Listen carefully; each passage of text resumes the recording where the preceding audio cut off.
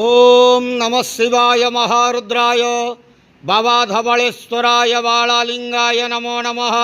दीपं ज्योति परम ब्रह्म दीपं ज्योति जनार्दनः दीपहरत मे पापो पूजा दीप नमस्तुते।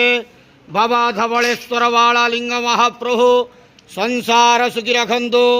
आज आषाढ़ मास कृष्ण पक्ष तृतीया तिथि प्रथम रजरे शुभ शनिवार रे समस्त श्रद्धालु भक्त मानक आश्रीपद करंतु। मनस्कामना पूर्ण करंतु। कर्म क्षेत्रोन्नति करंतु। ग्रहरिष्ट खंडन करंतु। जगतर मंगल करंतु। विश्वर कल्याण करंतु। आपणकर नाम प्रकाश करंतु। सेवकर डाक श्रवण करंतु। समस्त अगुवावसा भक्त मानकर मनस्कामना पूर्ण करंतु। बाबा धवलेश्वराय नमो नमः। संसार सुखी रखंतु। आनंद गेवार हरि बोलो।